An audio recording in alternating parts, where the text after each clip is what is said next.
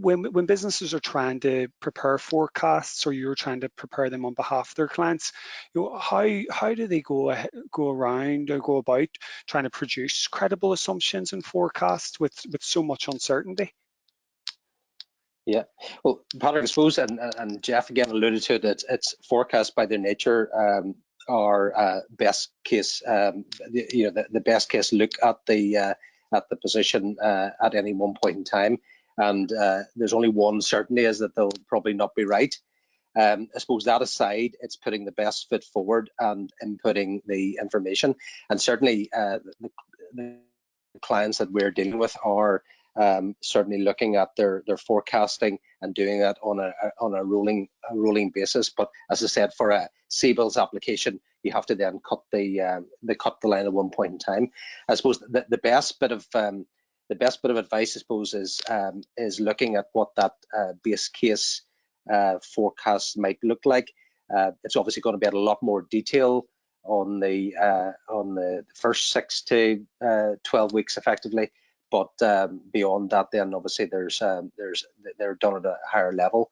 But you're then looking at very much a more prudent or worst case scenario, and I think importantly also is maybe looking at maybe a better case scenario, because again that can have a negative impact on your funding requirement. And an example was a company that we were dealing with, and their base case scenario has. They have a strong order book, but everything effectively, or largely everything, is on ice. And their base assumption had things starting to commence in the month of July, and then progressing up through to the rest of the year. And on the prudent case, everything effectively was zeroed for the next 2 months to try and see what the impact then was on the cash flow. Yeah, so I think the key thing ultimately,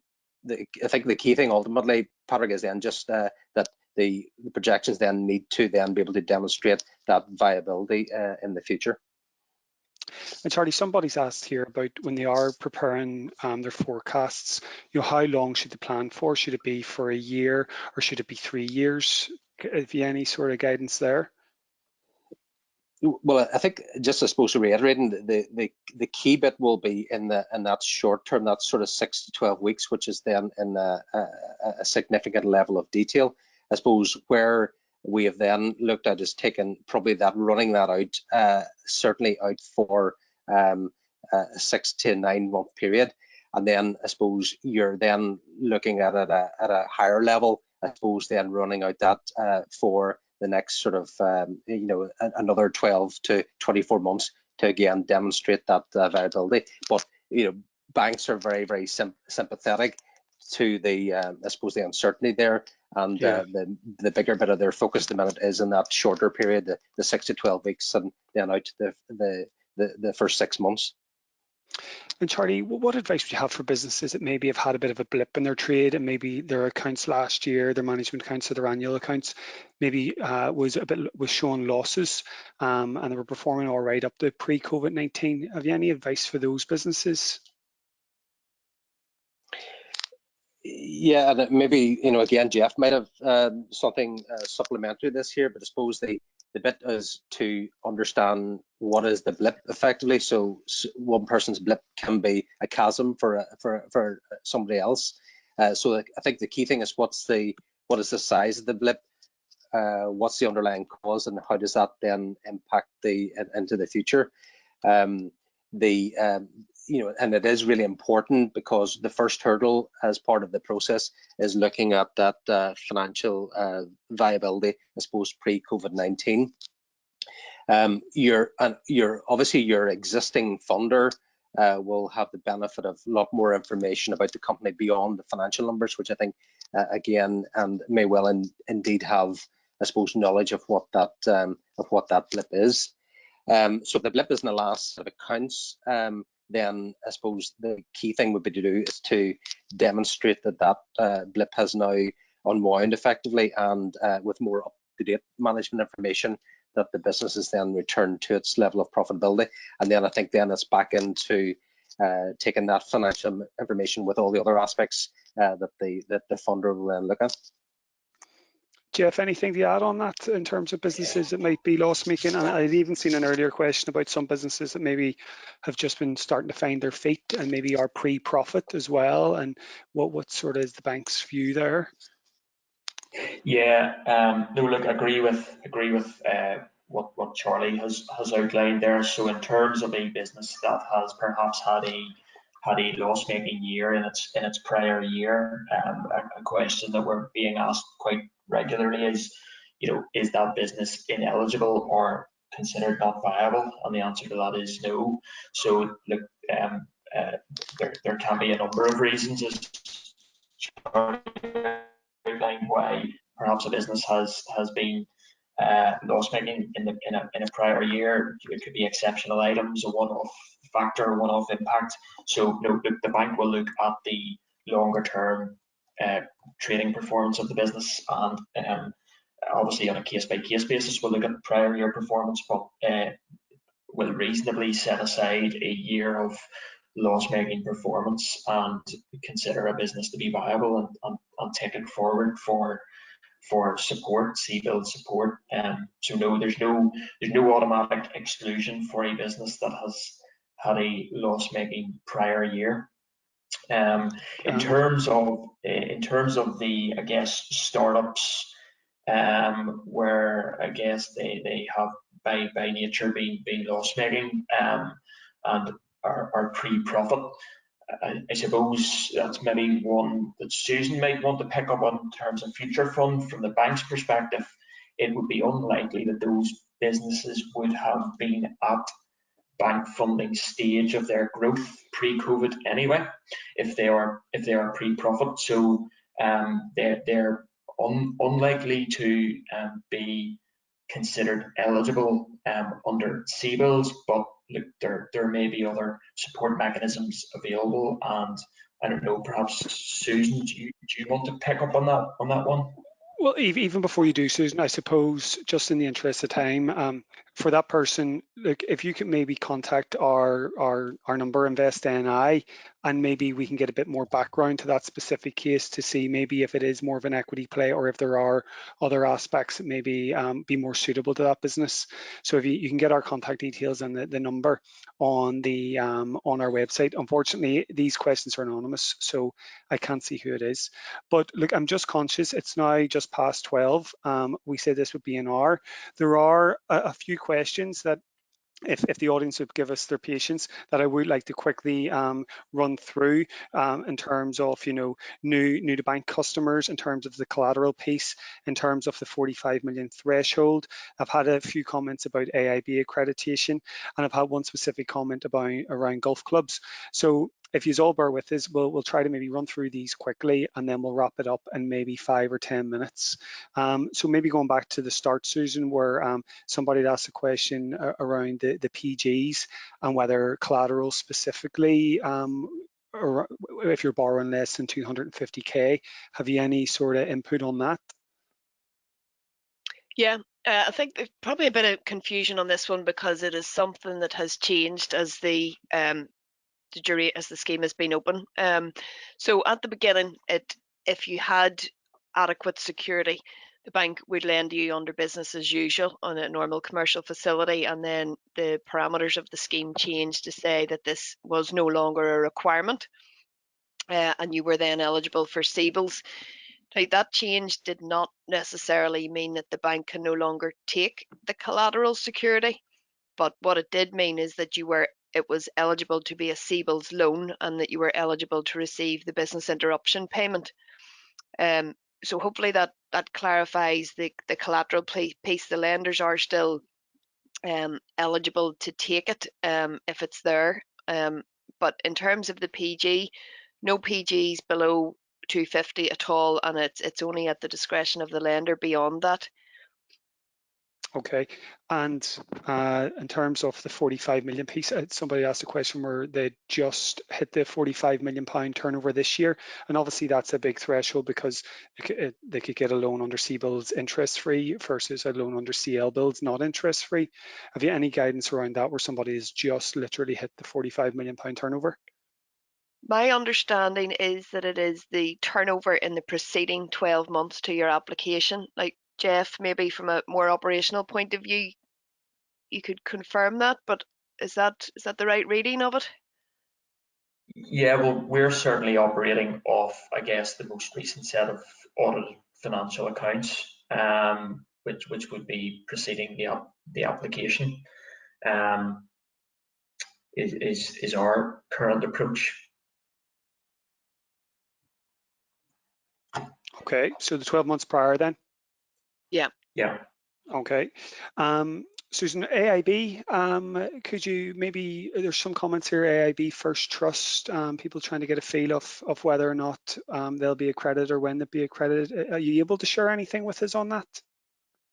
Yeah, look, it's not the first time this question has been asked. I suppose from a confidentiality point of view, we cannot get into the specifics around any one particular lender as to whether or not they have applied or what stage their application is at. But what I would say to the customers of AIB is that they can discuss that with their lender, and their lender should be okay to be open about that because it takes out the third party element. It's just that as British Business Bank, we can't comment specifically on them.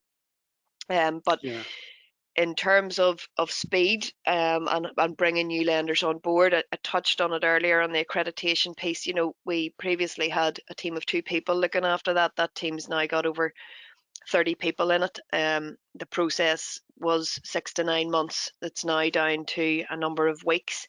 And I suppose where lenders are being approved, we do have to give them time then to become operational after that and get the scheme up and running internally. So everything is moving as quickly as is physically possible on both sides, both with the lenders and with BBB as the approvers. So I guess the thing is, speak to the lender directly. They will be able to share with you if they have made an application and certainly how close that application is to coming to a close. Okay, and I might get your point, your viewpoint as well, but maybe start with Jeff around new to bank customers. What's Danske Bank's perspective? We've had some comments of people maybe that are with unaccredited lenders or maybe not getting an inroad into a lender. What's Danske's viewpoint on new to bank customers, Jeff?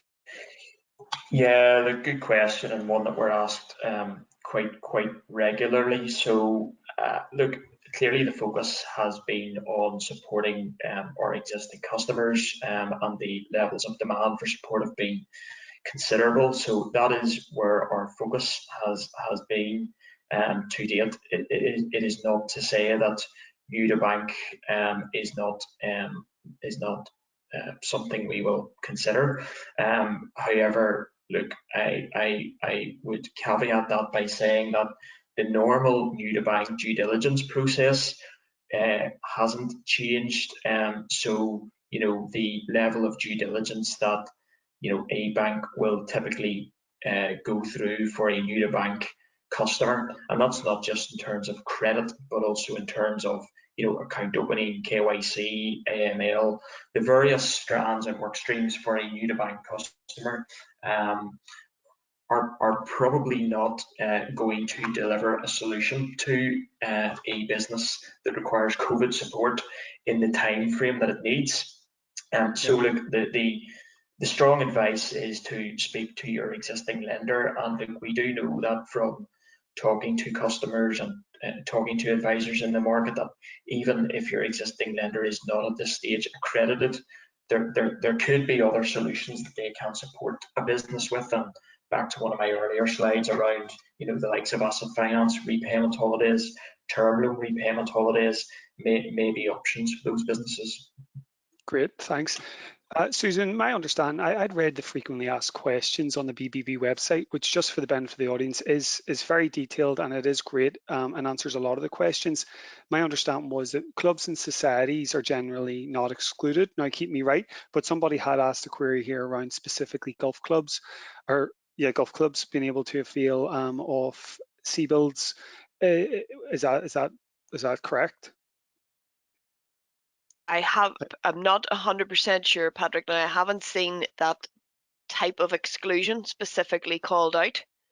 Yeah. But I think probably the best advice is just to ask their lender directly, you know, in terms of eligibility. But I haven't seen it called out as a particular exclusion. I hadn't seen that myself. Yeah, happy enough with that. Let me just flick down here to see if there's any further questions before we call this a wrap. Just to add to what Jeff was saying on, you know, new to bank and where your existing lender isn't accredited, I suppose that comes back to BBB really trying to push to get new lenders up and running with this scheme, and that goes beyond the high street banks. You know, we're trying to bring in different lenders that have different risk appetites and different views on viability. And Funding Circle, as I said earlier, it's a prime example of that. They're set up with automated processes, you know, for speed of delivery, and it's not always going to come down to your main bank. There are other lenders, and you know, encourage you to visit the website to see who they are and where they're operating. Yeah, Jeff, I might ask you, it might be technical or it might not, and again, it'll only be from a Danske perspective, but there's a question here where a business already has given a personal guarantee, and they're asking the question, if they then take out a CBILS loan, will that personal guarantee automatically be extended to cover that lend in addition to earlier lends? Jeff, you're on mute. If you're... So I suppose... Hello, am I off yeah, mute we now? can hear you now, Jeff. Yep, hear you now. Yeah, okay. Yeah, so the position generally on personal guarantees is obviously they're excluded for lending less than 250,000, and then at lender discretion over and above that. And where it is at lender discretion, it is only to cover the 20% of any CBILS loan. There is an obligation on the lenders under the scheme, as I guess the custodian of taxpayer money, to ensure that sufficient collateral is in place. There clearly was a relaxation around the collateral, or lack of, in the early sort of terms of the scheme, but there is an expectation that the bank has you know, all sort of available collateral in place from a business perspective. If there are existing personal guarantees in place that form part of the bank's security package, an existing security package, then that security would remain in place, but wouldn't necessarily extend to cover a CBILS loan. It would depend on the case-by-case specifics of the structure of the existing collateral. Okay, look, a couple of final ones have just come in here. Somebody's just asked, Jeff, and again, maybe from a Danske perspective, were they bank with a bank but don't have a lend, and then therefore don't have earlier terms to refer to? Can you give them any guidance in terms of pricing and interest rate then? Yes, so if there is no existing term debt, and I suppose back to my earlier point where the commitment has been that we will price at or consistent with existing term debt, I can only really, I guess, speak for Danske and not other lenders, but look, our pricing would be typically priced off a standard pricing matrix, and we would price a CBILS loan in a situation like that against the, I guess, pre-COVID credit risk profile of the business before COVID. So we take the, I guess, the financials of the business pre-COVID, the security on offer, etc., and price the loan as we would have priced the loan commercially if it weren't for the COVID impact. Okay, last question, a bit of a technical one. Sorry to throw it at you guys. If there are two businesses under the same ownership, so they've got the same owner, but they're not part of a formal group structure, are these two businesses assessed individually regarding the £45 million threshold, or ultimately are their turnover assessed standalone? So where they've just got a common owner, maybe one for you, Jeff, where they've just got a common owner, but it's the two businesses aren't part of a formal group structure. Yeah, from my perspective, my understanding is that it is the turnover level is based upon formal group structure. So common ownership of multiple businesses, but not a formal legal group structure, would be considered that they would be considered individual businesses. So the 45 million threshold would only apply in a formal group structure. Okay, super. Look, everybody, thank you for that. That was really great, really interactive. Thank you for the audience for putting all the questions to us. Look, I just want to wrap up by saying thank you to Susan, to Jeff, and to Charlie for your input. There's the last slide there just sort of shows where you can find some more support and signposting. Invest NI, we're very much pushing people towards and making them aware of the nibusinessinfo.co.uk/coronavirus.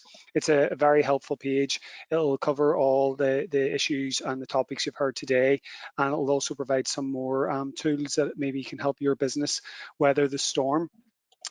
British Business Bank website, also a great source. You'll find out more about CBILS, CL Builds, the Future Fund, and any other updates. You'll find out about the NI accredited lenders, which lenders lend under different aspects, whether that be term loan or overdraft.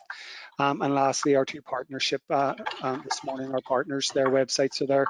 So Grant Thornton's website and Danske Bank, where you can go on and find out more information from them and find out contact details.